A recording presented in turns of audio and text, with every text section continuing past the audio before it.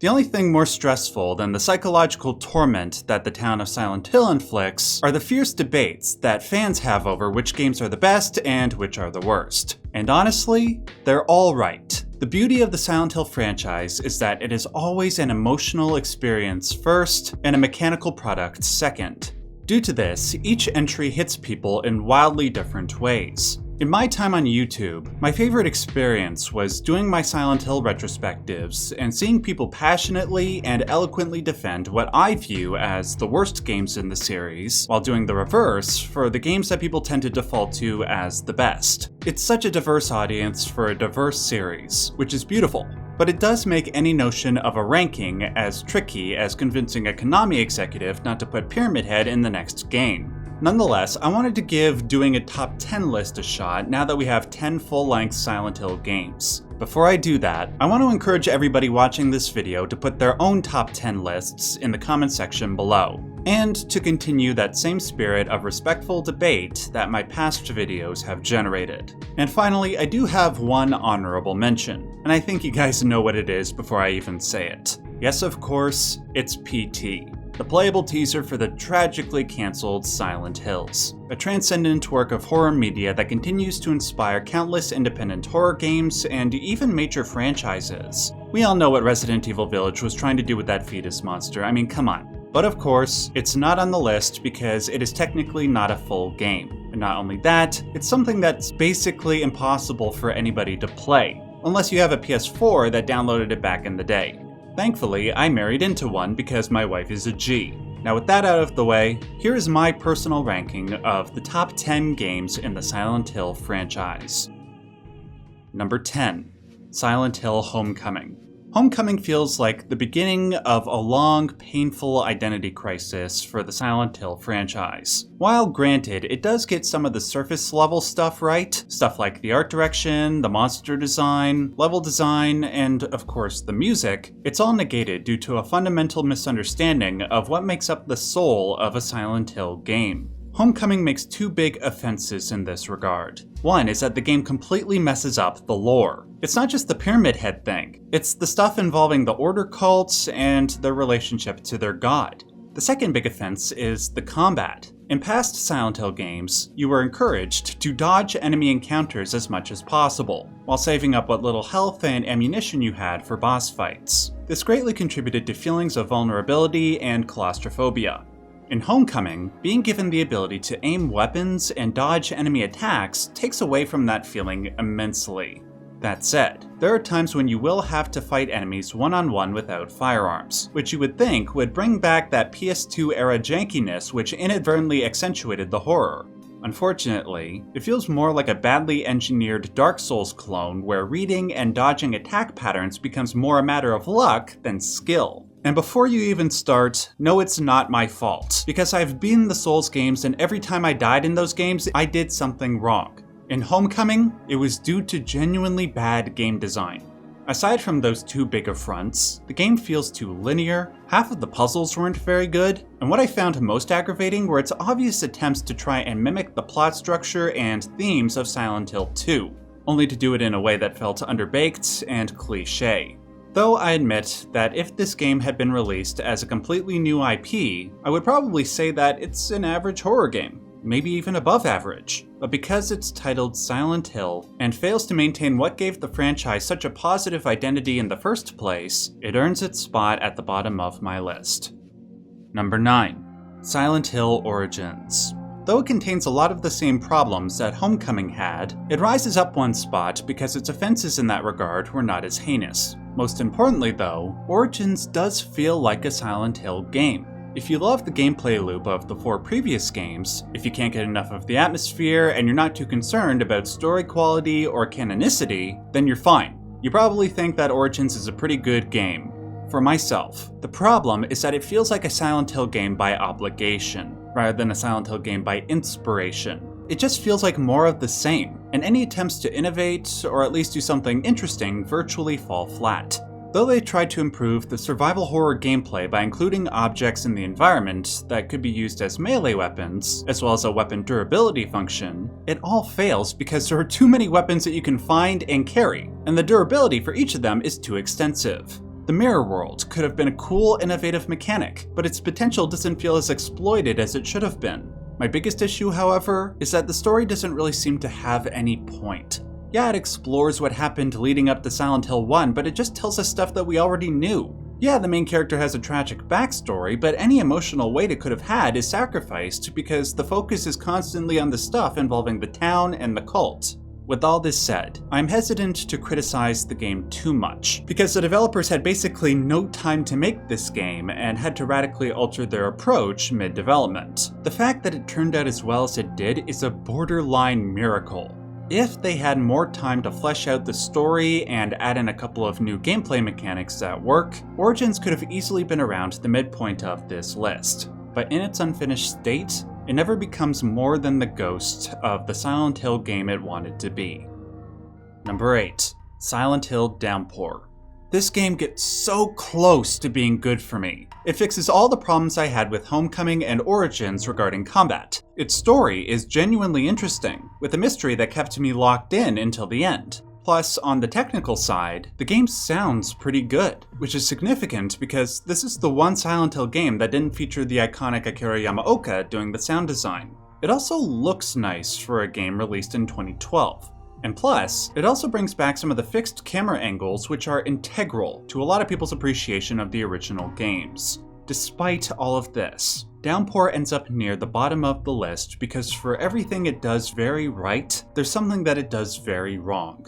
Though the game sometimes has the dark, dreary atmosphere and art direction that we have come to love, there are sections where a lot of that is abandoned for something that seems more appropriate for a theme park ride. It's a tonal inconsistency that stays with the game throughout and was always jarring, and not in the cool Silent Hill-esque way. On top of this, the game has easily the worst monster design in the entire series, settling for a bunch of lazy humanoids. And I know a lot of people appreciate the side quests, and that's great. To me, they not only halted any attempt that the game makes to establish a sense of pace, they were just pointless. They do little in terms of expanding the world or giving you any useful tools or weapons.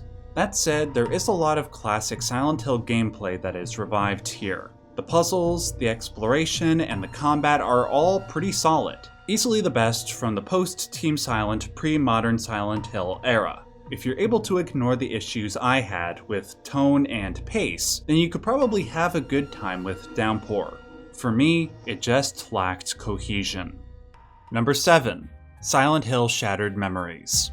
To me, this is easily the best game of the post-Team Silent pre-modern era, and one that I would confidently classify as a good game. It's not great, it does have a number of problems, but it succeeds mostly because it embodies the bold, progressive spirit that made the original Silent Hill games set new quality standards. This is the game that introduced the psychological profiling system. By analyzing the player's behavior, what decisions they make, what things in the environment capture their interest, the game will change the behavior and appearances of NPCs, as well as various details in the world around you. Sure, some of the changes feel gimmicky and pointless, but the majority of them succeed in getting under your skin. The puzzles are all pretty good and make great use of the Wii's motion controls, and the story is surprisingly well written. Keep in mind, the story was set up to easily be a big mess. It's supposed to be a reinterpretation of the story from the first Silent Hill game, and as the Silent Hill fandom is well aware, the smallest changes will invite the closest scrutiny. Yet the game was bold enough to make a variety of changes and have the vast majority of them succeed.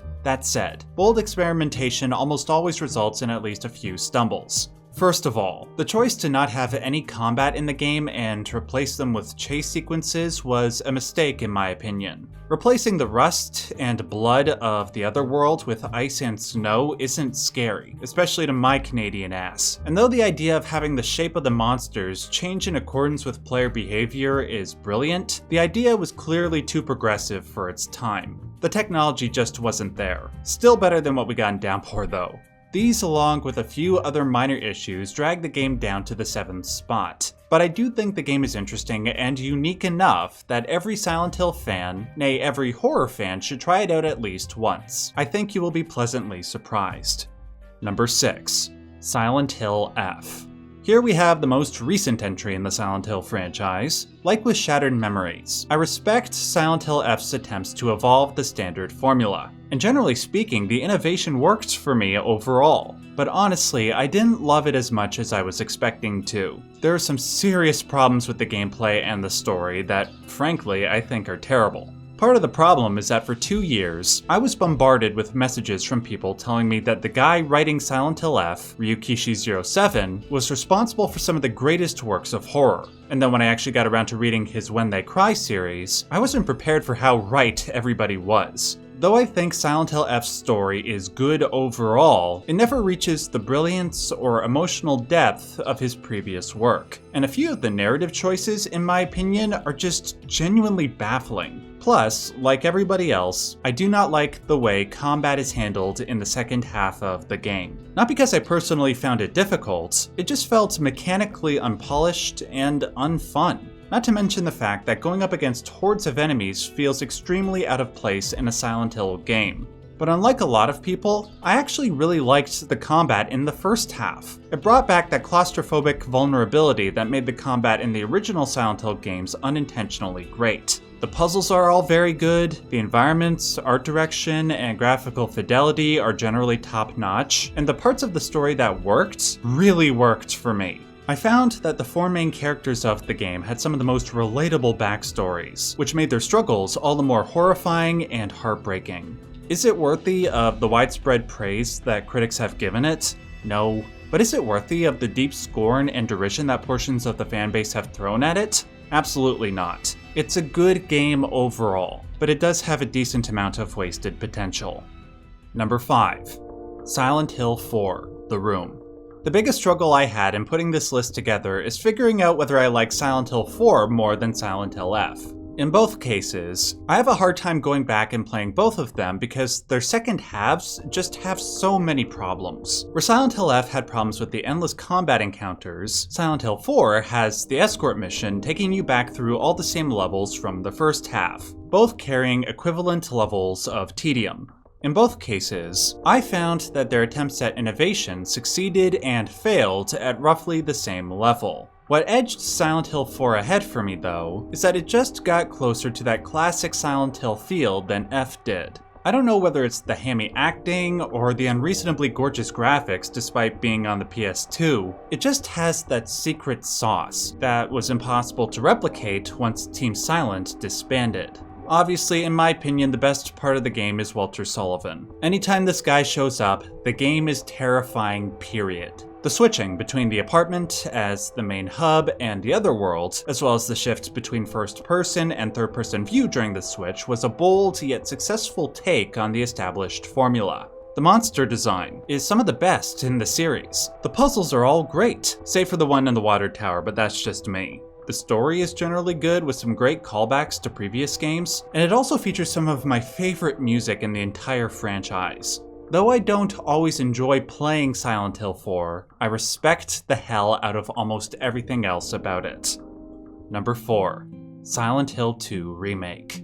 How often is it that a game comes out that a large number of people expected to be a mess, but ends up being generally well received by both critics and fans? Silent Hill 2 Remake managed to accomplish this impossible feat, remaking a game that I and many others figured could not be remade. I thought that there were just too many unique factors that made the original game perfect for its time that were impossible to recapture or evolve in a remake. But boy was I wrong. I unapologetically love this game. Almost everything that is new feels like it earns its place, and almost everything that it tries to replicate is done with love and respect. The only problems I have come about when I actively compare it to the original game. There are a few sections where the game's pacing gets significantly derailed. There are a few reinterpretations of iconic scenes that didn't work. Some of the soundtrack remixes don't work for me, and I don't think this game's version of the Maria character is as good. But as for everything else, it is either as good or superior. I cannot believe how good a job the developers did with the remake, and I cannot wait to see what they do with Silent Hill 1. Number 3. Silent Hill 3. I will go on record and say that Silent Hill 3 is both the scariest game in the series and the one that is the most fun to play. It took the formula that had been established with the previous two games and refined it to near perfection. The only big problem I have with the game is that it doesn't really do much to innovate. Well, that and the Shakespeare puzzle, which is famously obtuse. But aside from that, I love everything else. Heather is probably my favorite protagonist in the entire franchise, not only because she's genuinely likable, but because the trials she endures are some of the most excruciating and emotionally resonant. All the side characters are handled very well, with Douglas Cartland being one of my personal favorites. The pacing is fantastic, the puzzles are great, the monster design is impeccable, and the expansions to the lore are all handled brilliantly. And somehow, it manages to have music that is as good if not better than its predecessor, which is a feat that only a handful of franchises have ever accomplished. Though it may not be as good or as deep as the final two entries on this list, it is the purest expression of the franchise's horror. Number 2. Silent Hill. The one that started it all. Though I admittedly don't think it holds up as well as Silent Hill 3 in terms of gameplay or narrative, the first Silent Hill edges out ahead of it for two core reasons. First is its sheer importance. Nobody expected anything from this game prior to its release, but then it set a standard so high that now every horror video game ever made is compared to either it or Resident Evil. Even though it looks and plays pretty rough nowadays, its fundamental gameplay and art direction carries to all the modern entries. Second, the lore of this game is some of the most technically brilliant that I've ever encountered in a work of media. There is so much depth to the monster design, the religious inspirations behind the Order cult, and the mechanics behind the switching between the Fog world and the Other world. But most importantly, it is almost never explicitly explained. You have to piece together all of this through supplemental material and intuition. It's easy to see what effects the lore this game has on fans when I do videos on the nature of the town's god or the game's alchemical inspirations, and those videos get millions of views, despite releasing 20 years after the game came out. It is the primal nightmare that the entire series is built on, and one we are still trying to wake up from over 25 years later. And yet, there is still one game that supersedes it in almost every conceivable way. Number 1. Silent Hill 2. It's not just the best Silent Hill game. It's a once-in-a-generation work of art. Even after decades of over-analysis, effusive retrospectives, and fan theories, its greatness never seems to shrink, but continues to grow with each passing year. Everything about this game is arguably perfect. The atmosphere, the symbolism, the pacing, the music, even the elements that you could criticize, like the voice acting or the combat, inadvertently contribute to the game's unique and unsettling feel. Though I don't believe it is as technically deep as the first Silent Hill game, it is one of the most intuitively and emotionally deep video games that I have ever played, weaving Eastern spiritual concepts with Western psychoanalysis in a way that will haunt you for the rest of your life. There's a reason that my most popular video is on the Pyramid Head character. Like the game he was introduced in, he embodies all the archetypal forces that define great horror. Most importantly though, both Pyramid Head and Silent Hill 2 as a whole are an enigma that invites you to project your own inner darkness onto it. Just as the main characters of the game are trying to understand and integrate the darkest parts of themselves, the gamer ends up unintentionally doing the same thing. Silent Hill 2 doesn't just tell its own story, it confronts you with your own. And once you've played it, there's no going back to who you were before. I would not be the person I am today, nor would I have had the success that I have had on YouTube without Silent Hill 2. As far as I'm concerned, it is the greatest survival horror game ever made, and no game has come close to it for almost 25 years. And that's my list. Do you agree with my ordering? Do you disagree? Let me know in the comment section below. Remember to post your own lists. I really want to read them. And of course, just remember to keep things civil. Until my next video, remember to stay safe and stay yellow.